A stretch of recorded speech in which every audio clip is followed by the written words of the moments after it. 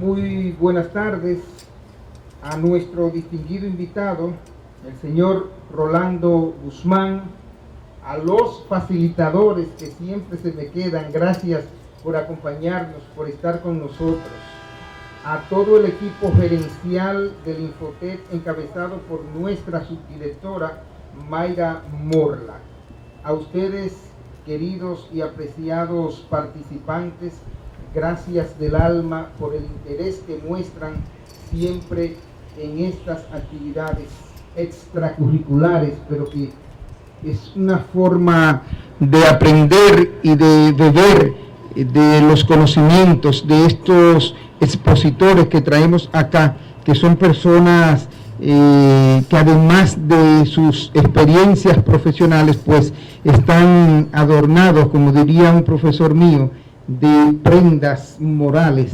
que vale la pena colocarse. El doctor Rolando Guzmán es rector del Instituto Tecnológico Dominicano o de Santo Domingo, INTEC, donde desarrolla su segundo periodo.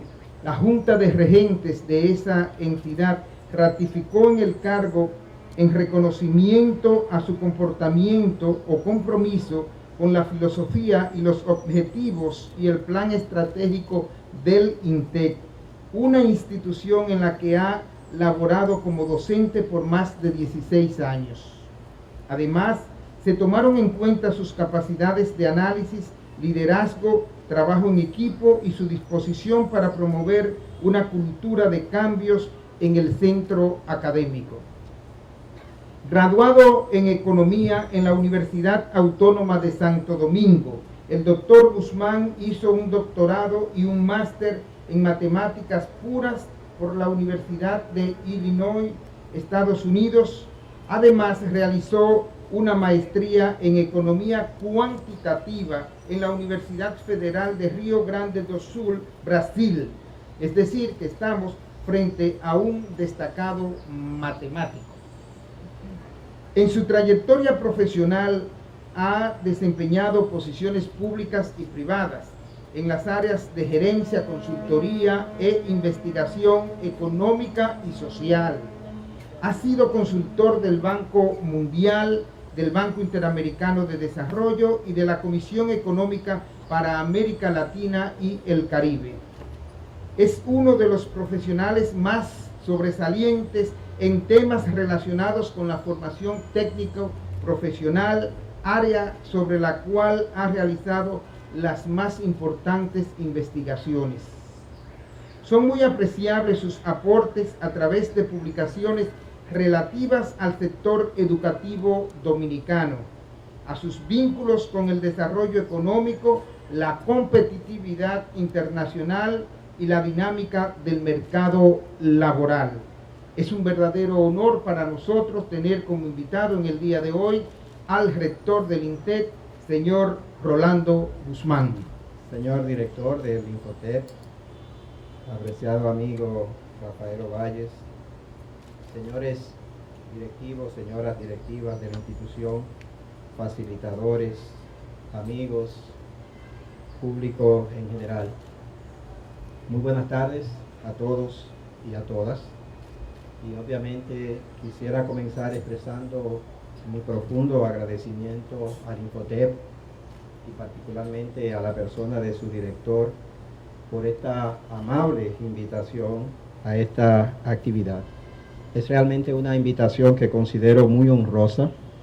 Yo me atrevería a decir que es una invitación probablemente inmerecida, pero que me da una excelente oportunidad de conversar con ustedes sobre un tema que me parece de especial importancia, como es el tema de los valores, de lo que podríamos llamar normas de vida y de comportamiento profesional y laboral. En esencia, la carta de invitación que he recibido me permite compartir con ustedes sobre lo más importante, que es obviamente la forma de vivir apegado a valores y a actitudes éticas. Debo decir, sin embargo, que esto constituye para mí un enorme reto, esencialmente por dos razones. En primer lugar, debo admitir que aunque como muchos de ustedes probablemente conocen, tengo muchos años compartiendo escenarios como este, en la condición particularmente de profesor. Normalmente mis intervenciones se refieren a asuntos o aspectos técnicos que son realmente fáciles de tratar, porque generalmente se resumen a unas cuantas tablas estadísticas o a unas cuantas expresiones matemáticas. En este caso, sin embargo, se trata de hablar sobre reglas de vida, sobre formas de vida, sobre forma de abordar el trabajo, y esto es obviamente un ámbito en el que me confieso como un principiante. Esto explica mi evidente nerviosismo, pero al mismo tiempo mi evidente entusiasmo de comparecer ante ustedes para esos fines. Y en segundo lugar, debo reconocer abiertamente que mi experiencia de vida es tal vez tan modesta y tan discreta en términos de méritos profesionales, que es casi un atrevimiento ocupar un escenario que estoy seguro normalmente es ocupado por personas cuya trayectoria los convierte en realmente modelos a seguir, lo que obviamente no es mi caso, siendo sincero con ustedes. Mi tarea probablemente sería mucho más fácil si yo fuera David Ortiz y pudiera impresionarles a ustedes describiéndole mi trayectoria en algo tan importante como es el béisbol. Sería más fácil si yo fuera Pepín Corritio y pudiera alardear ante ustedes de 5 o 6 décadas de éxito empresarial. O si fuera Marcos Díaz, quien estuvo aquí hace algún tiempo, y pudiera impresionarles describiéndoles mi última travesía en el Canal de la Mancha, o cosa tan exótica como esa. De hecho, esta mañana, al planificar esta exposición, les confieso que estuve tentado de disfrazarme de alguno de ellos, porque estoy seguro de que sería mucho más emocionante, pero finalmente decidí que las probabilidades de que ustedes realmente se confundieran eran muy pocas, de modo que decidí entonces asumir directamente este reto y comparecer ante ustedes motivado esencialmente por la buena fe, por la seguridad de que cada experiencia de vida puede contribuir con la experiencia de vida de los otros y aportar aunque sea un pequeño grano de arena en el proceso continuo de reflexión en que cada uno de nosotros debe vivir con respecto a su forma de vida y a su forma de trabajar. De modo que, como diría alguien, manos a la obra. Y para comenzar, quisiera obviamente, sin caer en presentarles a ustedes mi biografía, quisiera así, para conocernos un poco, comenzar presentando algunos elementos de mi trayectoria de vida con la intención de estar más en familia. El señor director ha presentado algunos elementos de mi vida adulta. En realidad ha sido tan generoso, señor director, que por momentos tuve miedo de que estuviésemos en presencia de mi proceso de canonización, pero pienso que eso refleja evidentemente su buena fe y el aprecio que sé que siente con mi persona, lo cual es mutuo. De forma tal que para completar la película, entonces voy simplemente en 2 o 3 líneas a presentar los primeros capítulos, los capítulos que normalmente no aparecen en el currículum, pero que probablemente para los fines que estamos tratando son los más importantes, porque son los que definen la manera de abordar las cosas y los sentimientos y actitudes ante la vida, que es lo que constituye el objetivo de esta reflexión. Comenzaré diciendo que soy una especie de copitano, vegano, capitaleño, que es una forma de decir que durante los primeros 20 años de mi vida, esos primeros 20 años tan importantes en el proceso de formación, se distribuyeron equitativamente entre la ciudad de Cotuí, la ciudad de La Vega y la ciudad de Santo Domingo. Nací en Cotuí, efectivamente, hará ya unos cuantos años. De hecho, para decirlo en clave, diré que alrededor de 16.000 días, los que pueden calcular, entonces inferirán, podrán inferir lo que eso significa. Y viví allí muy sanamente hasta que alrededor de los 7 años aproximadamente a alguien se le ocurrió la no tan feliz idea de cancelar a mi papá de su trabajo, con lo cual se inició una travesía de varios meses hasta que finalmente consiguió empleo en la ciudad de La Vega, de forma tal que después de haber nacido en Cotuí, entonces mis años, digamos, de crecimiento se desarrollaron en la ciudad de La Vega, lo cual, visto a posteriori, fue un evento bastante afortunado porque es una ciudad, al igual que la primera, bastante maravillosa. Y finalmente, los años de formación, a partir de los 13 años, ocurrieron en Santo Domingo por un hecho prácticamente fortuito.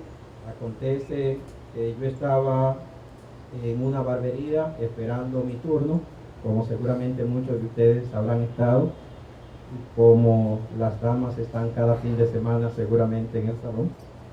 Y acontece que en ese momento, mientras me detenía leyendo el periódico, vi un anuncio que invitaba a inscribirse en una institución de la que yo no tenía ninguna idea, que era el Instituto Politécnico Loyola. Para mí, en esa etapa de 13 años, me resultó muy atractivo porque el anuncio esencialmente decía que estudiar en el Instituto Politécnico Loyola era una forma de conseguir trabajo, y eso era justamente lo que yo estaba buscando. Uno pensará que hace un muchacho de 13 años pensando en trabajo, pero es realmente una característica de mi vida es que nací en un momento en que mis padres eran ya de edad bastante avanzada. De hecho, se suponía que mi mamá no podía tener hijos, pero lo tuvo, y ese hijo fui precisamente yo.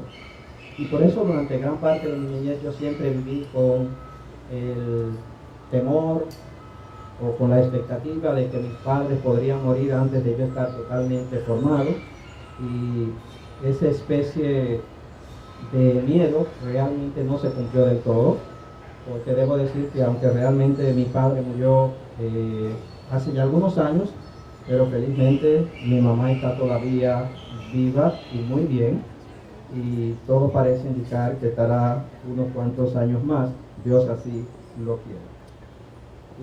El caso concreto es que en ese momento entonces inicié un proceso de solicitud al Politécnico Loyola, donde comencé a estudiar y concluir la carrera de electricidad unos cuantos años más tarde. Y resultó una experiencia maravillosa porque, como tal vez algunos de ustedes conocen, el Instituto Politécnico Loyola no solo es una institución de alta calidad, sino que también es de calidad en términos estrictamente técnicos, sino que también es un ambiente en términos humanos, en términos humanísticos, en términos religiosos, realmente fascinante, y para mí fue un viaje transformador estar en esta institución. Y como ustedes ya han oído, a partir de ahí, posteriormente tuve la suerte de desarrollar una trayectoria académica en muchas universidades en el país y en el exterior, y una trayectoria de trabajo en varias instituciones, también en el país y en el exterior, y en instituciones públicas y en instituciones privadas, que actualmente llevaron hace algunos años a mi condición o a mi función actual como rector del Instituto Tecnológico de Santo Domingo, labor que espero concluir en un par de años aproximadamente. A lo largo de todo ese proyecto, de todo ese trayecto, realmente he dedicado mucho tiempo, debo decir, siendo honesto con ustedes, mucho tiempo a reflexionar sobre justamente el tema que nos ocupa hoy en día. ¿Cuáles son los factores? ¿Cuáles son las actitudes? ¿Cuáles son los comportamientos que influyen en que una trayectoria de trabajo y una trayectoria de vida tenga o no tenga éxito? Y debo aclarar, para evitar cualquier confusión al respecto, que cuando digo éxito, por supuesto, No me refiero necesariamente a conseguir posiciones o a conseguir dinero, sino básicamente a una trayectoria profesional y una trayectoria de vida que pudiéramos juzgar como satisfactoria, con la que uno mismo se sienta realizado y con la que los demás sientan que uno está haciendo un aporte positivo.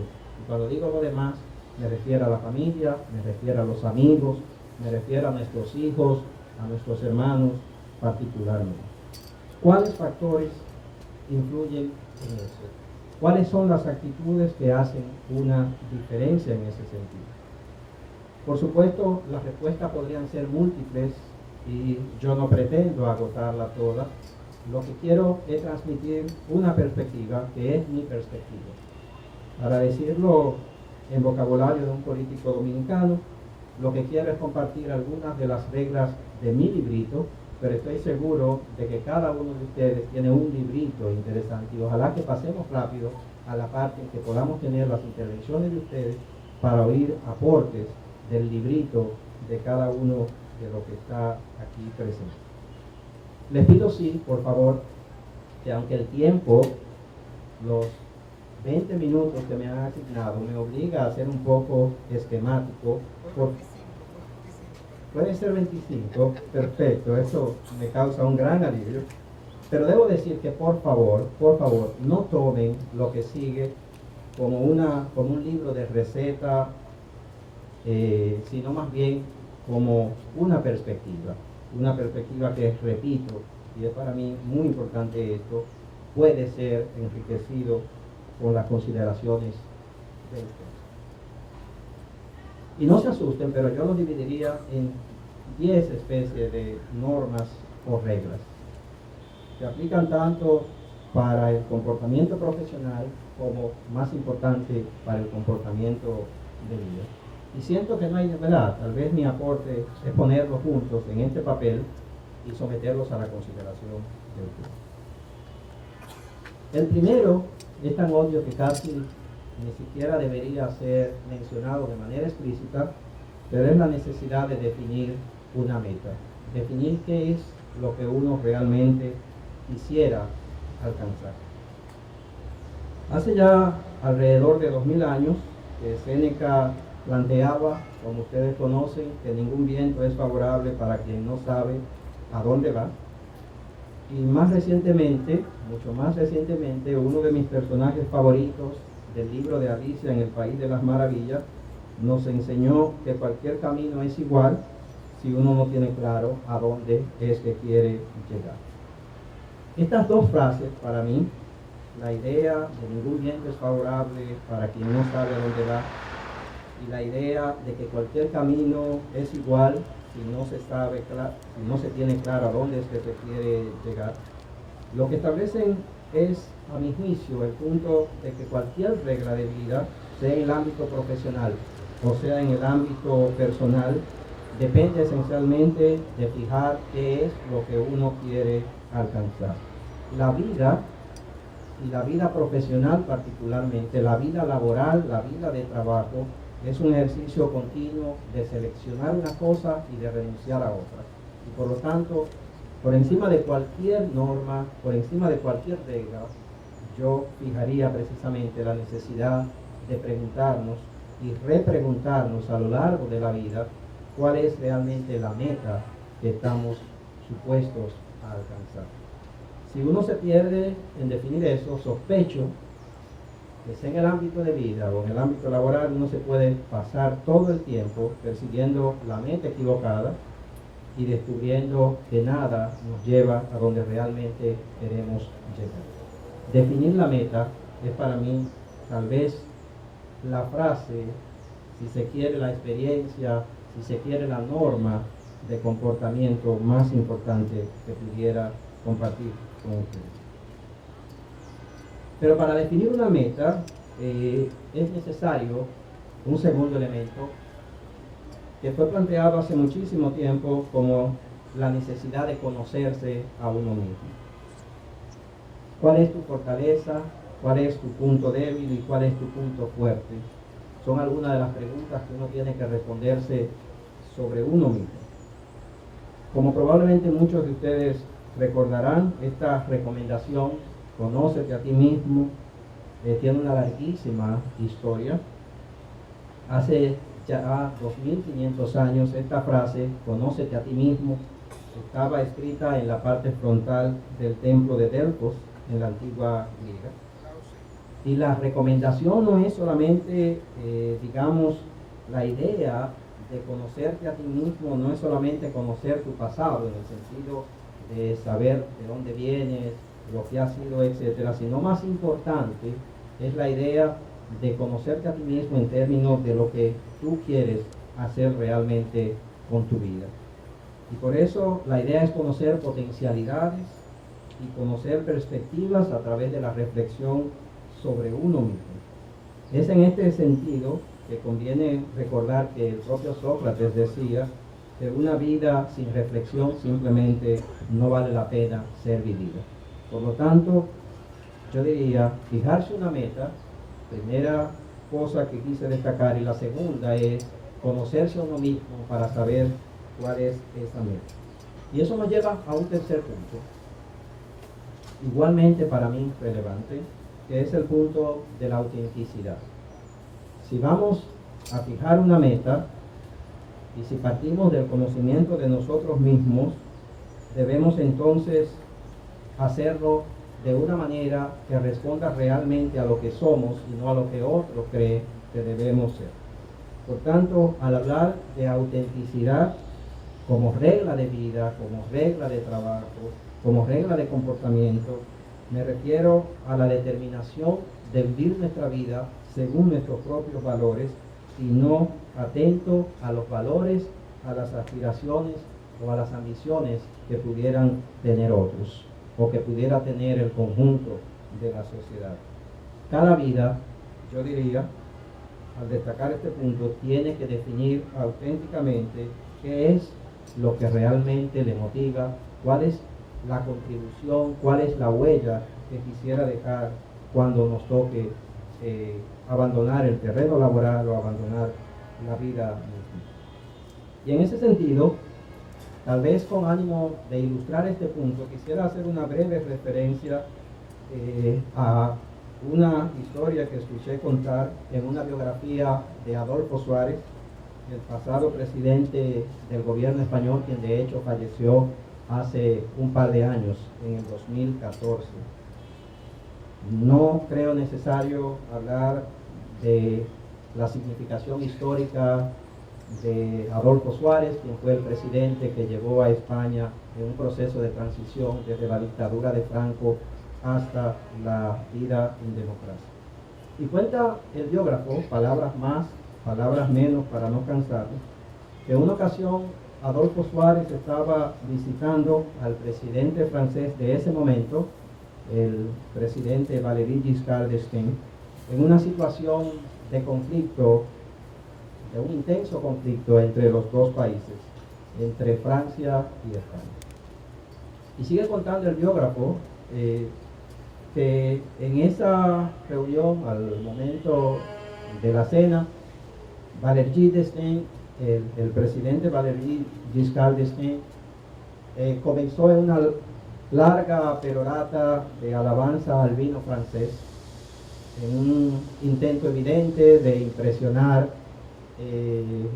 al visitante, y pasó largos minutos destacando la calidad de todo el vino francés y obviamente dando una muestra de conocimiento y de erudición muy amplia, mientras Adolfo Suárez escuchaba en una actitud un poco sobrecogida.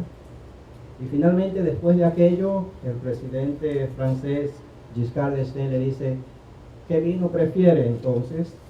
Y Adolfo Suárez responde: no tomo vino, por favor, un vaso de leche. La anécdota es interesante porque lo que refleja es la autenticidad de vivir de acuerdo a lo que son mis preferencias, lo que son mis valores, y no sobre la base de las preferencias o de los valores o de lo que otros podrían considerar importante. Un cuarto aspecto que me parece fundamental es obviamente motivarse a uno mismo. La capacidad de cada día levantarse de la cama diciéndose: que puede ser un gran día. Y en ese sentido me resulta inevitable recordar frente a ustedes el hecho, la frase inolvidable de Winston Churchill cuando dijo que el éxito era esencialmente la capacidad de ir de fracaso en fracaso, sin perder el entusiasmo. Eso es esencialmente el éxito en la mayoría de las vidas, y el propio Churchill sabía muy bien, obviamente, de lo que estaba hablando, porque cuando uno ve su biografía, uno ve una larga secuencia de fracasos que finalmente culminaron en una larga secuencia de éxitos, comenzando por el hecho de haber sido rechazado repetidas veces en la academia militar, a la que se suponía que la gente de su grupo social estaba supuesto a ir. Y recuerdo también, en un ejemplo más cercano, que cuando yo viví en Brasil en el año 1992, se decía en ese momento, en tono burlón, que el hoy conocido y exitoso presidente Lula, Luis Ignacio da Silva, era considerado como el candidato más competente, porque a juicio de sus opositores competía y perdía, competía y perdía, competía y perdía. Y finalmente, sin embargo, sabemos que la trayectoria de Lula ha sido bastante exitosa gracias a esa capacidad de motivarse a sí mismo en medio de las adversidades.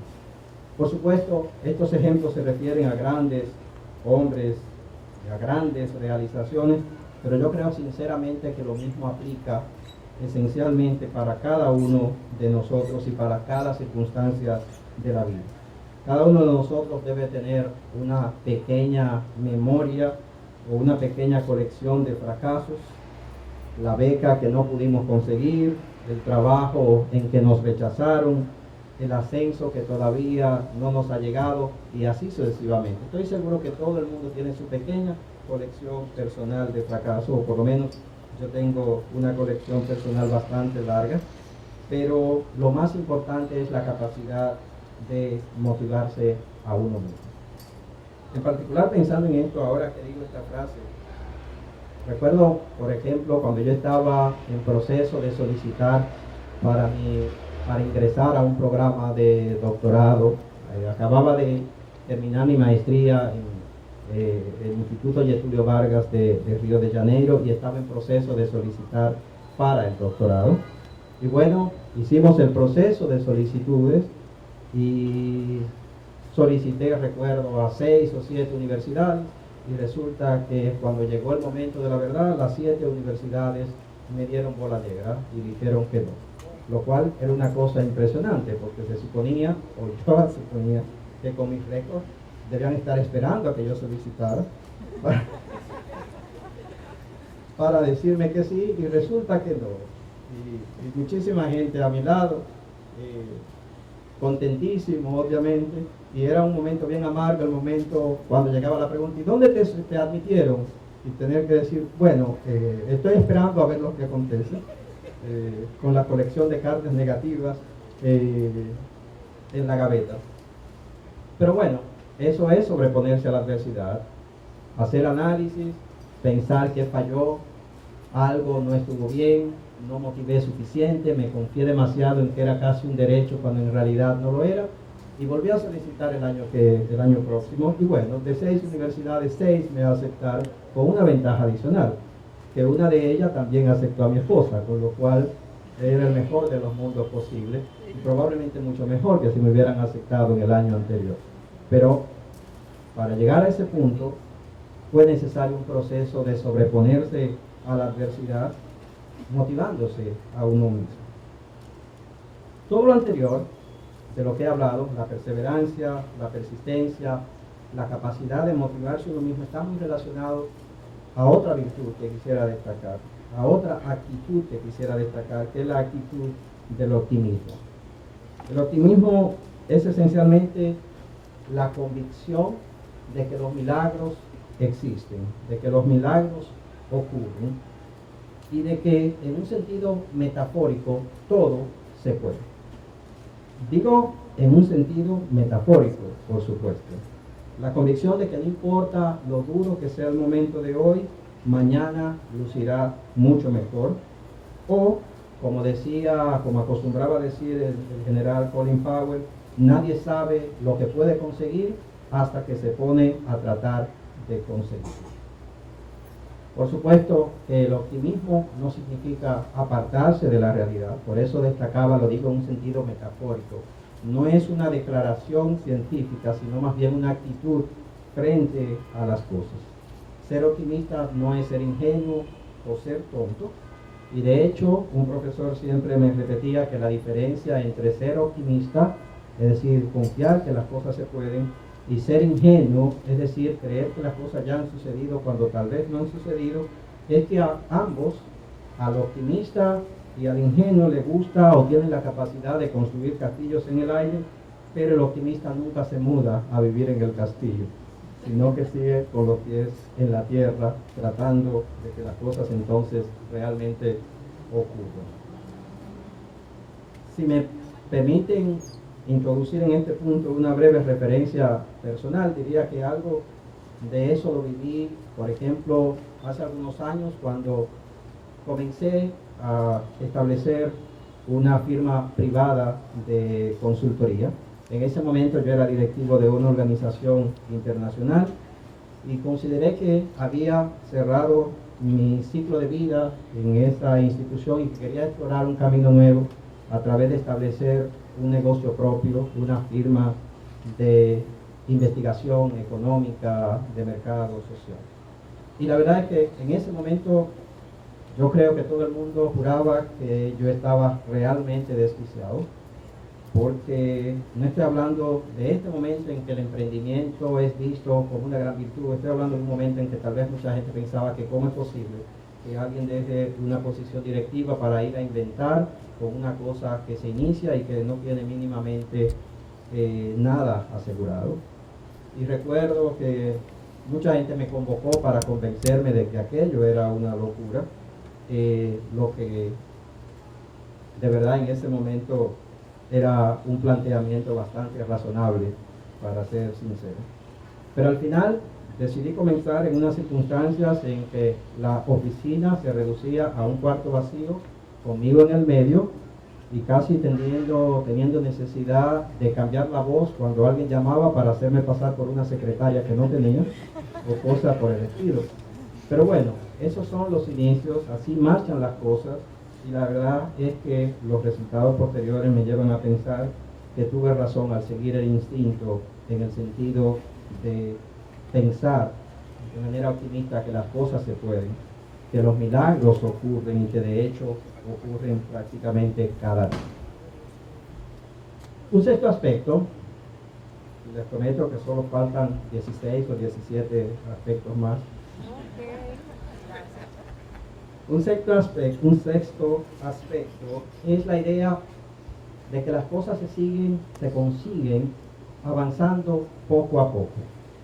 Alguien dijo, y eso en algunos campos como en la física, etcétera, podría objetarse, pero la idea es buena. Alguien dijo, la naturaleza no da saltos, la naturaleza cambia y las cosas van cambiando y ajustándose lentamente. Y eso es lo que quiero transmitir cuando digo estar preparado para que las mejoras y las cosas en términos laborales, en términos personales, muchas veces toman más tiempo del que uno quería. Y lo importante es siempre seguir en el proceso de cambio, de adecuación continua. En ese sentido, Fernando Pessoa, un reconocido poeta portugués, a quien admiro profundamente, decía una frase que marcó desde el momento en que la vi en mi vida, que decía, yo nunca cambio mucho, pero yo cambio todo el tiempo. Yo nunca cambio mucho, pero cambio todo el tiempo. Me parece una forma fabulosa de describir el proceso de adecuación continua. Recuerdo también con respecto a eso, a esa idea, a la idea de que las cosas muchas veces llegan de a poco y tal vez de una manera mucho más lenta de lo que uno quisiera. Otra de las frases, digamos de los aforismos que estaba en la puerta, en el pórtico del templo de Delfos, y era un aforismo que se resumía la frase, nada en demasía, nada en demasía. Todo de a poco, pero la suma de mucho poco eventualmente marca una grandísima diferencia. Y en ese sentido, esto, avanzar poco a poco y estar dispuesto a avanzar poco a poco es para mí uno de los factores fundamentales para una vida plena en términos laborales y en términos personales. Esto no es muy común en nuestro medio hispano y en nuestro medio latino. Estamos acostumbrados a que queremos las cosas rápido y ya, y a veces nos sorprende la idea de que en otras culturas están acostumbrados, bien acostumbrados a la idea de que las cosas, sobre todo si son valiosas, son cosas que toman tiempo. Llegar a ser el buen tornero toma tiempo. Llegar a tener el buen vino toma tiempo. Llegar a ser bueno en cualquier cosa toma tiempo. Tal vez hay algunas excepciones que confirman esa regla, pero la verdad es que yo no las encuentro frecuentemente. Casi para acabar, quisiera destacar como una actitud fundamental la confianza en los otros, la disposición a escuchar a los otros, la actitud de aprender de los otros. Casi nada significativo se hace solo, realmente. Y por lo tanto, esencialmente lo que quiero a través de esto es transmitir la idea bien conocida de que la unión hace la fuerza en cualquier actividad humana. Trabajo en equipo, aprender de los otros, enseñar a los otros, compartir con los otros, me parece que es una idea realmente fundamental. Aprender y desaprender. Aprender continuamente y desaprender continuamente. Por esto me refiero a la apertura, a la adaptación continua, a la actitud de cambiar antes de que nos hagan cambiar por la fuerza. Nuevamente, usando a Churchill, que ya habrán notado que es una persona por la que siento una profunda admiración, decía que la perfección es cambiar con frecuencia. Eso es ser perfecto. No es estar ya en un estado de inmovilidad, sino más bien la perfección consiste precisamente en cualquier actividad de la vida, en cambiar con frecuencia. Y por eso los antiguos decían, no te canses de aprender. Si ustedes miran alrededor, encontrarán muchísimas instituciones que fueron exitosas en un momento dado y luego dejan de serlo por no aprender y desaprender. Y si miran más cercanamente, encontrarán muchísimas personas que en un momento de la vida parecían tenerlo todo y luego prácticamente no tienen nada, porque no asumieron la capacidad de aprender y desaprender cada cosa a su tiempo. Una penúltima norma muy importante, controlarse a uno mismo, mantener la calma ante las situaciones difíciles. Yo creo que toda vida tiene una buena carga de adversidad y frustración, como dije antes, y la gran diferencia es la actitud que adoptamos frente a ello. Si frente a la adversidad perdemos el control o si por el contrario desarrollamos la habilidad, la actitud de siempre tratar de controlar el yo negativo, el yo que causa problemas, el yo que busca pleito, el yo que por envidia se convierte en un elemento negativo en el trabajo y así sucesivamente. Y por último, tal vez lo más importante de todo, junto tal vez con lo primero que dije anteriormente de fijar metas, es la capacidad de divertirse mientras se hace el trabajo y mientras se vive. Los filósofos han discutido por miles de años cuál debería ser el sentido de la vida, si el sentido de la vida debe ser la libertad, si el sentido de la vida debe ser la fraternidad, si debe ser un sentido religioso, etc. Y yo personalmente creo que un sentido esencial de la vida es la búsqueda de la felicidad. Por lo tanto, la búsqueda de la felicidad nos obliga a que todo lo que hagamos, lo hagamos realmente disfrutando el viaje. Nunca pensar solo en el día después, de que el día después entonces ya lograremos algo. Lo más importante es ir silbando mientras se camina, o cantando mientras se camina, porque al final de cuentas todo el trabajo, toda la vida no es más que un conjunto de días, uno detrás de otro. Y con esto concluyo. Yo espero no haber sido realmente muy largo, porque me propuse ser muy breve para dar oportunidad a escucharlos a ustedes. Pero la intención de esta exposición es simplemente motivar que en cualquier ámbito en el que nos desenvolvamos, cualquier ámbito de trabajo de cada uno de ustedes, cualquier ámbito de relaciones de cada uno de ustedes, realmente nos preguntemos cómo hacerlo de una manera que logremos el éxito definido, como dije antes, no como conseguir ascenso, no como conseguir dinero, no como conseguir poder, porque de hecho probablemente en ninguno de los tres aspectos yo tengo una gran experiencia acumulada, sino más bien en términos de sentirse realizado con uno mismo, sentir que uno ha hecho lo que tiene que hacer y sentir que uno está llevando una vida laboral y personal que pueda considerarse como una vida digna. Así que muchísimas gracias, buenas noches a todos y estoy abierto a cualquier consideración. Gracias.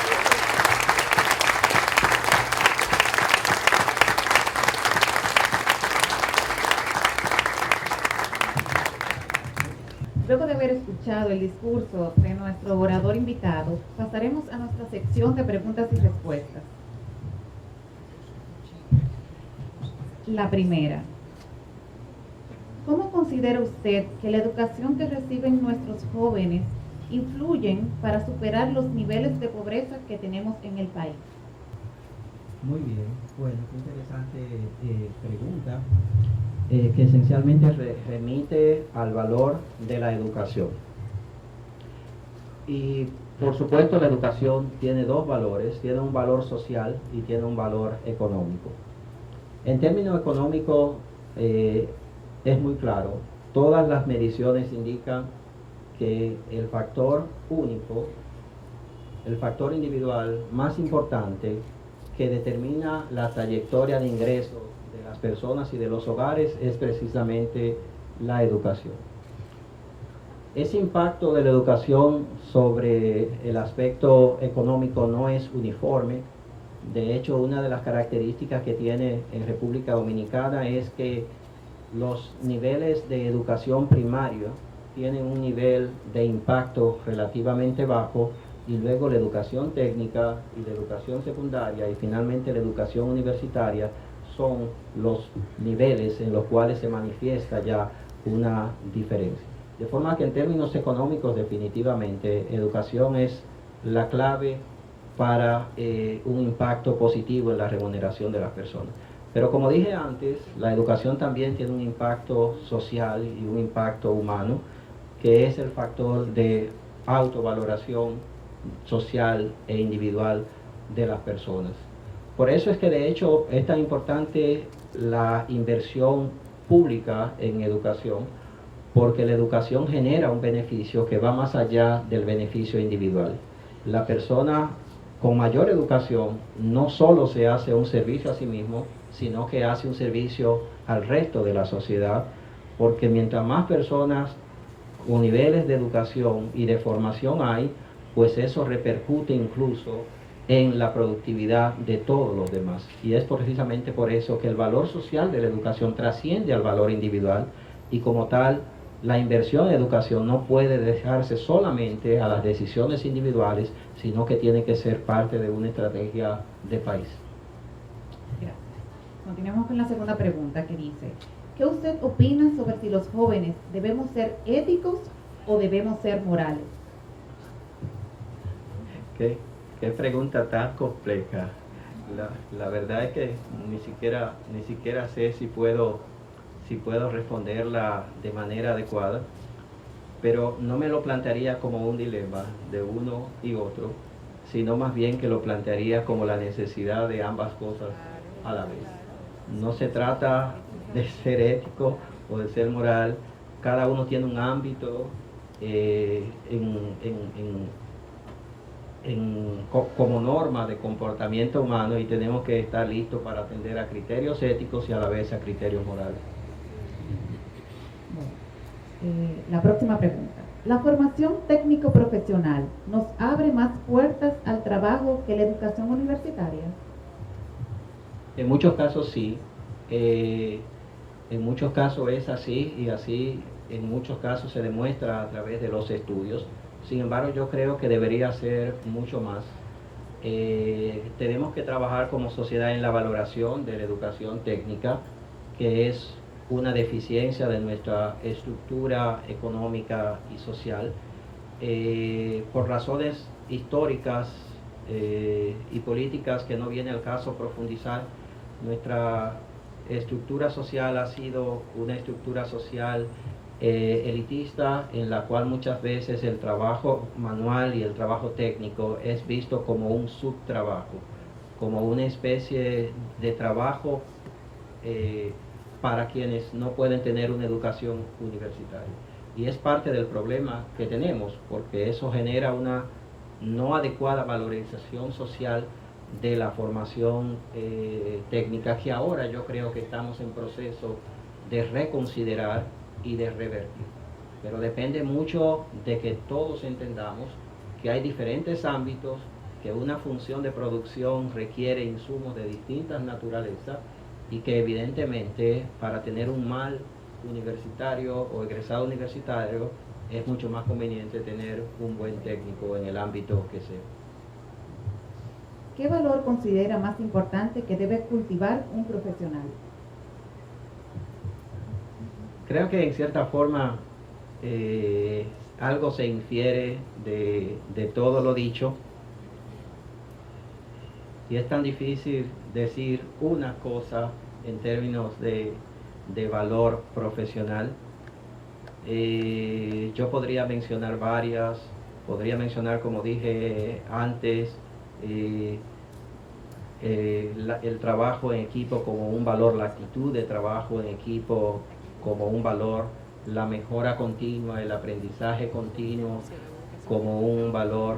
Podría mencionar evidentemente la capacidad de adecuación, la flexibilidad, etc. Y en términos ya de otro orden, por supuesto, la honestidad consigo mismo, la honestidad frente a los demás, la rectitud y la confiabilidad, me parece que es la clave para todo lo demás. ¿Qué usted entiende que son los elementos esenciales para que un técnico alcance éxito en su área? La verdad es que yo estoy impresionado con tantas preguntas interesantes. ¿Es que ustedes la fabricaron antes o...? Todas son de parte de son los espontáneas, estudiantes. sí. Son de parte de los estudiantes. Impresionante, impresionante. Bueno, aparte de todo lo que dije y aparte de todo lo que he dicho en esta respuesta, en las respuestas anteriores, yo enfatizo y reitero, confiar en que a través de el perfeccionamiento y el trabajo continuo se consiguen cosas que uno mismo no sospecha que puede conseguir. Sembrar cada día una pequeña semilla, añadir cada día un pequeño grano, con la confianza de que esa suma de granitos puede formar una playa maravillosa, pero que se tiene que comenzar por algún lado. Yo creo que definitivamente ver las cosas en una perspectiva con cierto plazo, plantearse metas, avanzar cada día un poco más hacia el logro de esa meta sin desmayo, sin vacilación, sabiendo que un retroceso puede ser una fuente de aprendizaje, sabiendo que si persistimos podemos conseguir lo que queremos. Para mí es realmente la mayor cosa, la mejor cosa que podría tal vez dejar como idea en la mente de ustedes, particularmente de aquellos de ustedes más jóvenes, por supuesto.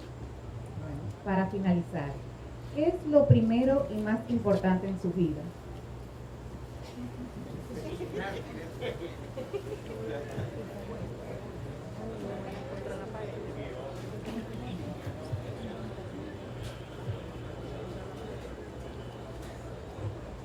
Tal vez quien hizo la pregunta me permite el favor de separarlos tal vez en algunos ámbitos.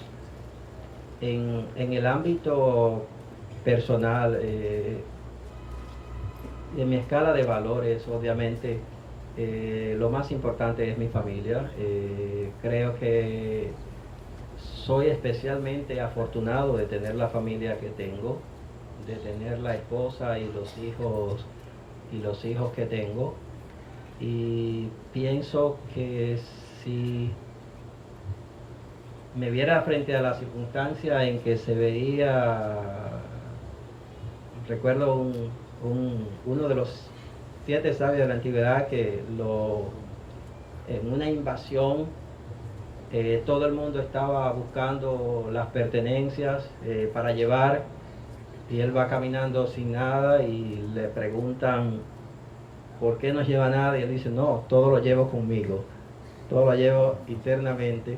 Si tuviera que hacer ese ejercicio de decidir qué es lo que yo llevo conmigo, lo primero, por supuesto, sería mi vida familiar, que yo creo que es una vida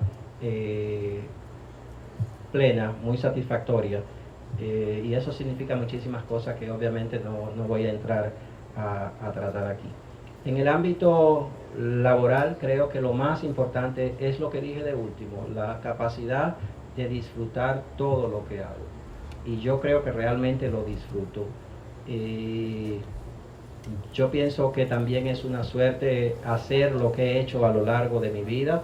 Todo lo que he hecho ha sido motivo de satisfacción y yo creo que realmente me siento satisfecho con la actividad que he tenido la suerte de desarrollar. Y por último, destacaría como algo importante en mi vida y mi trayectoria profesional, la capacidad de aprender y de interactuar con la gente. Yo me jacto de decir que nunca en mi vida he ido a una reunión donde no salga sabiendo más que cuando entré. Escuchar a los otros siempre es una fuente de aprendizaje que transforma muchísimas veces la manera en que uno ve las cosas. Y por tanto, para mí también el trabajo con otros, la interacción con otros, el aprender con otros, yo diría que es una clave fundamental de cualquier logro, modesto o no modesto, que haya podido hacer. Con esas palabras terminamos nuestra sección de preguntas y respuestas. También aprovechamos para agradecer el favor de su presencia en esta continuación de nuestro ciclo de charlas denominado Formación Técnica, Principios y Valores.